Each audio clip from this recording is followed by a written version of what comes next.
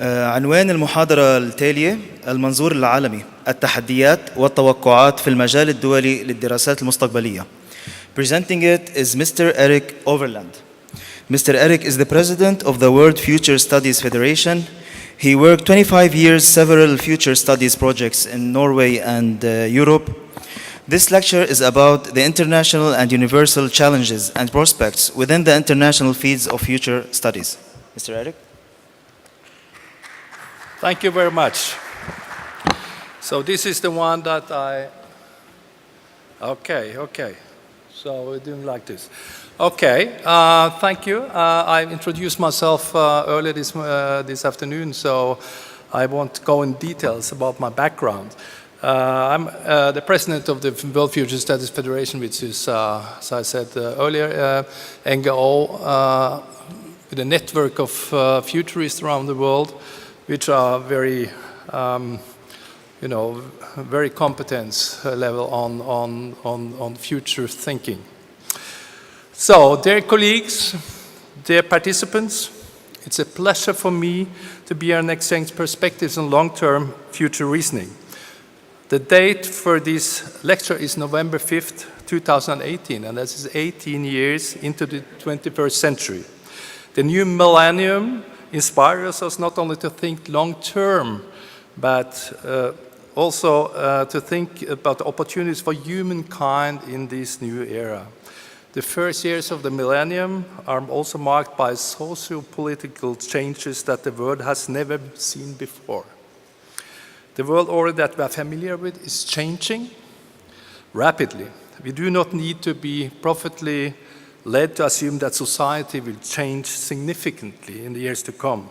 The geopolitical situation is more turbulent than in decades, and to prepare ourselves for this situation, we need to strengthen our capability to think long-term and engage ourselves to a much higher degree in future studies and research.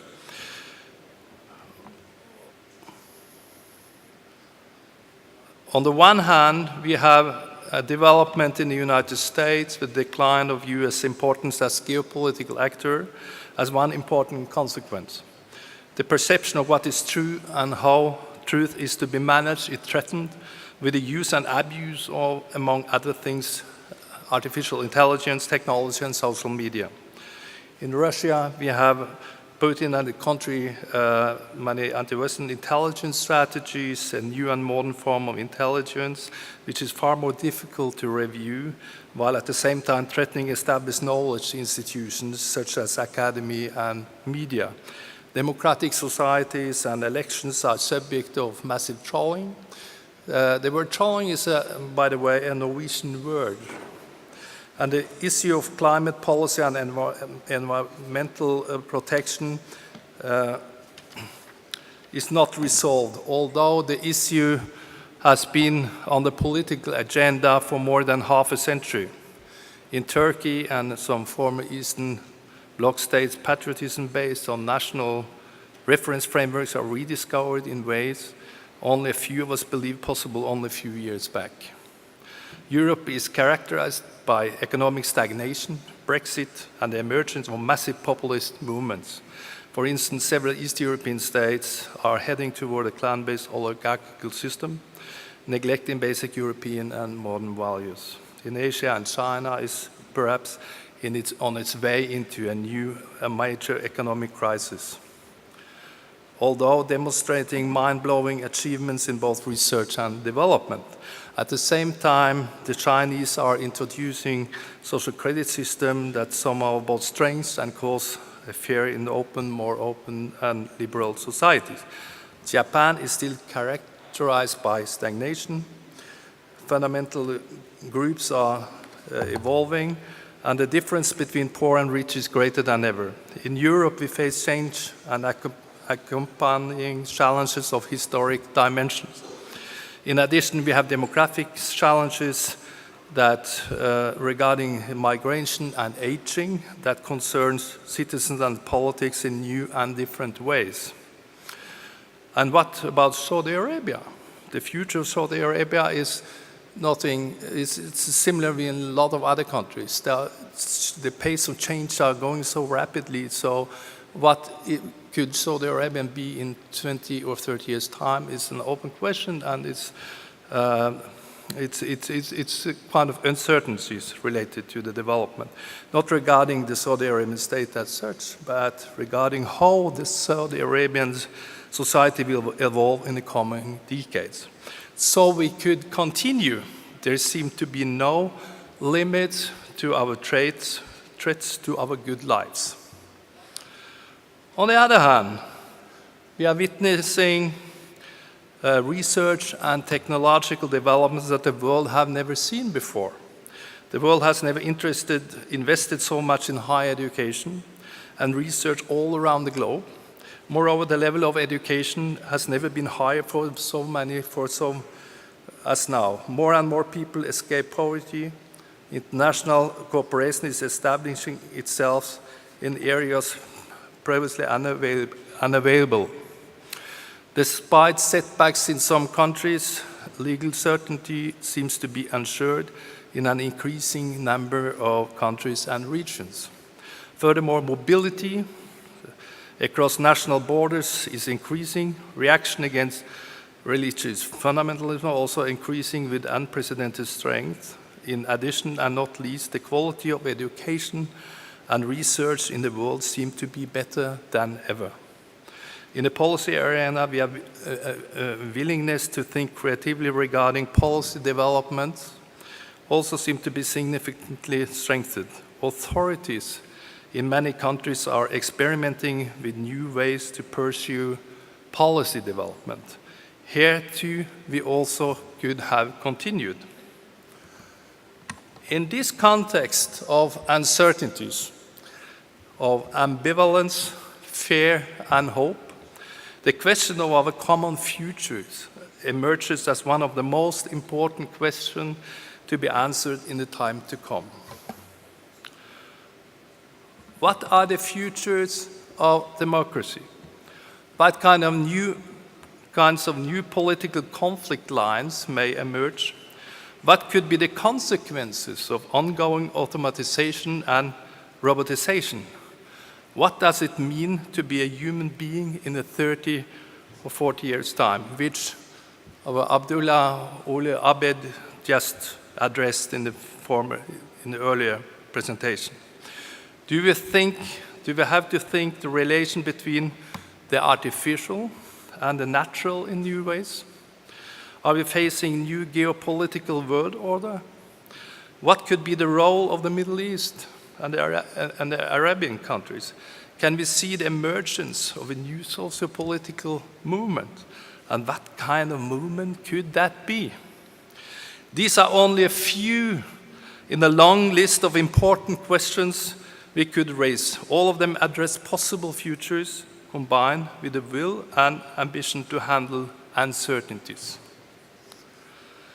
Against this background, we have to conclude that futures reasoning, independent of whether you call it futures research, foresight, and anticipation, la prospective, future studies, or something similar, is more important than ever. We need thorough approaches, methodologies, processes, and systematic infrastructure to be able to meet such fundamental requests. Socio-political development is marked by what, for instance, Nassim Taleb called unknown unknowns, and surprising events that conventional planning methodologies and forecasts cannot grasp. So we need new kind of approaches, new kind of methodologies. Moreover, it is obvious that we need organizations such as the World Future Studies Federation and future societies and institutes within regions and single states, and even at the global level, like the Future Institute that you are planning to develop here in Saudi Arabia. In many ways, the WFSF and its members have tried to answer such questions since its establishment in Paris back in 1973. So let me therefore say a few words about the World Future Studies Federation. The WFSF was founded in Paris in 1973 and is a global network of leading futurists. WFSF membership is transdisciplinary and very diverse. WFSF welcomes scholars, teachers, researchers, foresight practitioners, policy analysts, activists, students, and others with a long-range view. Members include women, men, and young people from all corners of the globe. Further, the WFS is a global non-profit NGO governed by a president and an executive board. We are independent, non-commercial, and lead the way into future research and scholarship. Not the least, the WFS is an UNESCO and UN consulting partner and a global NGO with members in more than 60 countries. We bring together academics, researchers, practitioners, students, and future-focused institutions. WFSF offers a forum for the stimulation, exploration, and exchange of ideas, a forum, visions and plans for alternative future through long-term big picture thinking and radical change. The WFSF also collaborates with dozens of future-focused organizations all over the world, and we invite applications for institutional membership from suitably qualified organizations. WFS has a long-standing commitment to truly global futures, meaning openness to create alternative futures that embrace cultural diversity and individual difference. A key task for the WFS is to stimulate awareness of the urgent need for long-term thinking, like we are doing in this event here. For government, policy, civil, and educational institutions to resolve complex local, national, regional, and global problems. WFSF chapters are in development with the Ibero-American chapter, the first to be founded. What about an Arabian chapter too? So, to get back to the question raised above, historically the WFSF had played an important role in addressing the big question about the future. Not at least the WFSF and its members played a significant role regarding the Club of Rome, not necessarily as a direct partner, but as a unique network of scholars and individuals advocating the vision and ideas developed by the Club of Rome. This kind of commitment points at the global shifts in future thinking. The future field had become globalized, and that was back in the 1970s. In the 1950s and 60s, the future field was dominated by cybernetics and system analysis, while in the 1970s, the field developed a web of new ecological ideas based on the assumption that the interrelation within a global ecosystem must receive much more attention than from research and future than was the case upon then. Phrases such as new economic order and one world dominated the discourses. Through their insistence on the interdependence of environment and development, futurists then laid the basis for conception of sustainable development and later their thinking behind the limit of growth. In this period, we also find a convergence between the East and the West regarding methods and approaches for futures reasoning. I think the courage of futurists demonstrates that at that time was an important condition for the later convergence between the East and the West, and that futurist reasoning also made the countries like Romania, the former Yugoslavia, and the former Soviet Union, and Hungary. Globally, it was established a sustainable perspective, not only within research and education, but also as political actions. The World Future Study Federation was a child of the emergence of a new ecological perspective in the late 1670s. It was a part of a social political movement. The more or less hidden premises of the shift were also expressed through more principled philosophical perspectives. It also came along with the emergence of what we could call post-positivistic theory of science, system thinking, and later all kind of postisms. This is not the place to elaborate on these issues. Important here are both the philosophical and linguistic turns as a reaction against conventional modernist epistemology. Late neo-Marxism and the like, the neo-Kantian, Heidegger's in the Weltsein, in many ways symbolize these kind of shifts. More principally, these shifts also represented a certain view on the relation between man and nature, which also Abdullah Abed formulated it earlier this afternoon. The conventional modernist subject-object relation was subject to fundamental critique from futurist philosophers and other scholars aimed at transcending this dichotomy, which again was considered as a fallacy. We need to rethink this fallacy of modernity and establish a new paradigm seemed to be the new mantra. This new paradigm especially draws upon system thinking and the so-called ecological approach. Futures research of today has to reinvent both basic philosophical approaches and its socio-political role. In my opinion, the history of futurist activities, both as scholars and socio-political actors, was tremendously important. When that is said, the most impressive contribution of our field were the innovative and creative thinking that I briefly have sketched on, and being a part of a socio-political movement. However, that was more than 50 years ago. What about today? What could become the mission of futurists and the content of future research in the coming decades? Of course, system thinking, ecological approaches, environmental and climate challenges still are relevant to a high degree. But given the contemporary socio-political changes we are witnessing today, maybe it's also time to move on a step or two. How do we deal with the emergence of transhumanism and the digitalization of body and soul? What kind of responses do we have regarding the vanishing of the distinction between what is considered to be natural and what is supposed to be artificial? Is it appropriate to talk about the nature as given, clean, representing an equilibrium and an ecological harmony as a reference point to all kinds of artificialities and manipulations? Are we so sure about the importance to abandon the basic distinction between man and nature, between man and technology? Maybe we should sit down and try to rethink some of the basic premises behind a whole generation of futurists and future studies and research.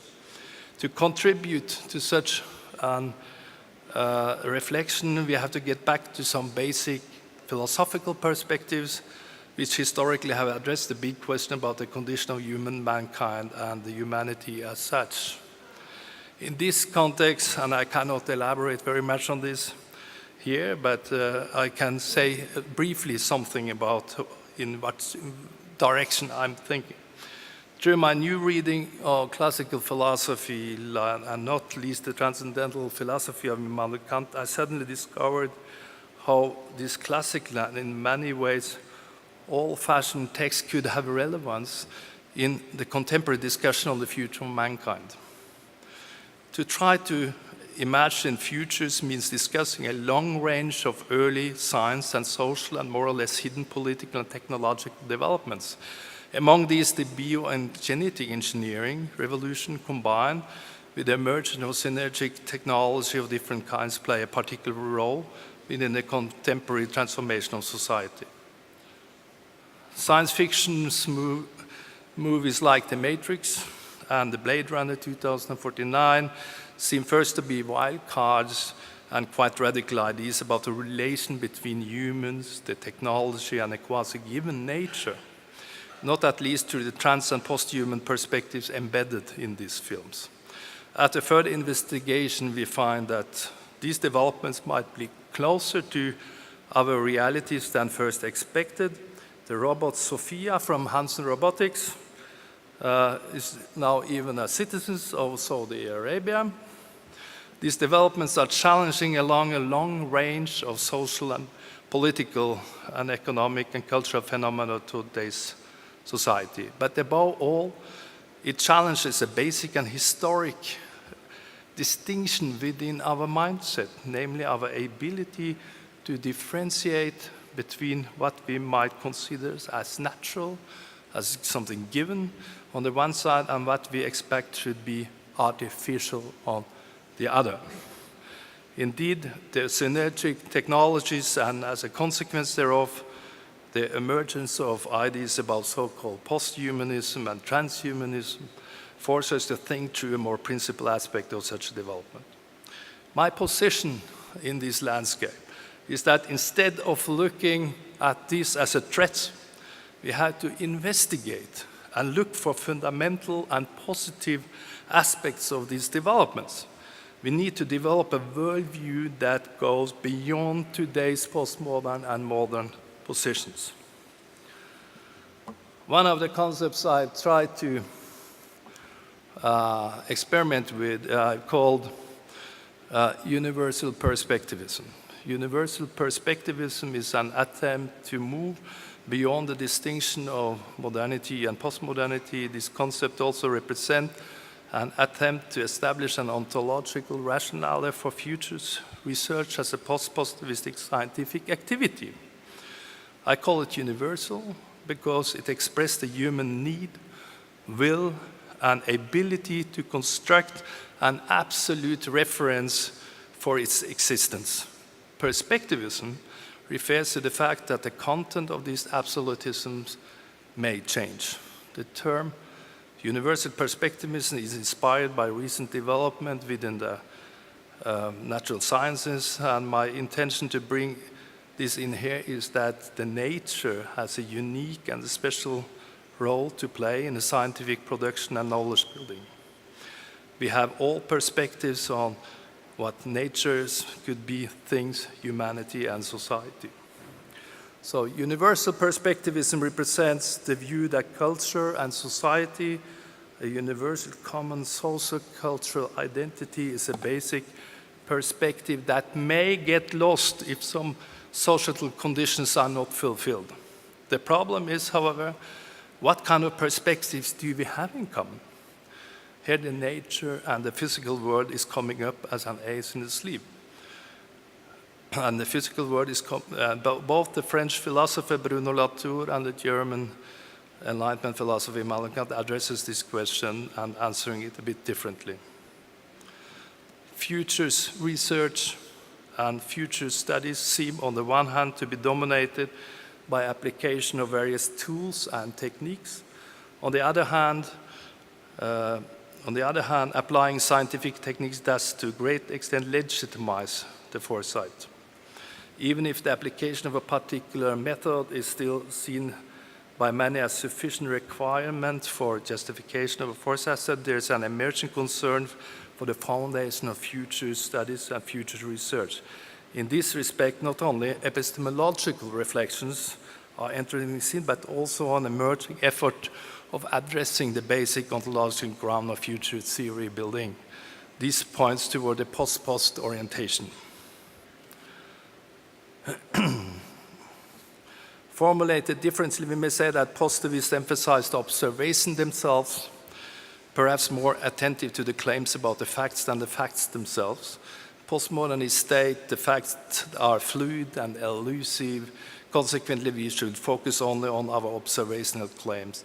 In addition, constructivists, who may be labeled as neither positivist nor post-postmodernist, put weight on the process of reality construction itself. The construction of scientific facts could be interpreted in radical ways as not only a statement about the world for us, but even more important as a statement about constructing the reality as such, as the ambition of finding out about how the reality could be in itself. And here we are going back to Immanuel Kant. The term physical world here is important as it no longer differentiates between a so-called given pure nature on the one hand and manipulated, created, artificial nature on the other. Kant would say, and if we stop manipulating the nature, then the very imagination of such a nature will suffer, as we will our conception of the existence of humanity and the evolution of humanism. The conception of a human mankind needs a reference point that is something that itself cannot be, something absolutely different than itself. Without a continuous manipulation with and sustained positive determination of nature, nature also disappears as a conscious category, which according to my Kant would mean a collapse in the effort of civilization. Nature itself, regardless of what regulations it may have, is the elephant in the room, a non-explicated residual category throughout all the deconstruction attempts in recent years. Although the status of the preaching provisions of nature varies between modernists and postmodernists, none of them has questioned the actual nature as such. The nature is a kind of a conceptual, defined, undefined, not by the philosopher, but the natural scientist, and in the prolongation hereof by you and me. These might seem trivial, nevertheless, it's not. Why is it not? To answer this question, let us get back to the futures field. The foremost political implication of what we have chosen to call universal perspectivism mean that a variety of political issues from today's public debate may be interpreted differently. The key conceptual consequences of such a worldview would be as follows, and what I have tried to call a third futurist manifest. Nature is at the same time constructed and reproduced as the absolute opposite of the human, as what human beings per definition are not. Man creates himself through his or her construction of what human being is not, namely nature, technology, and the physical world. Man could also be a cyborg. Pluralism, fragmentation, individualism assumes a common human project.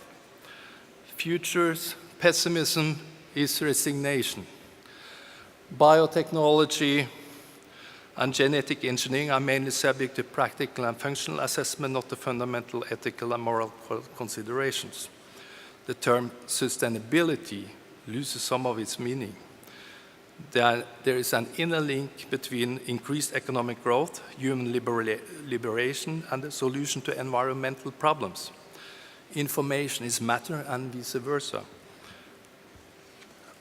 Universal perspectivism is an expression of what the individual will call an enlightened confusion or confused enlightenment. The civilization has just begun. Thank you.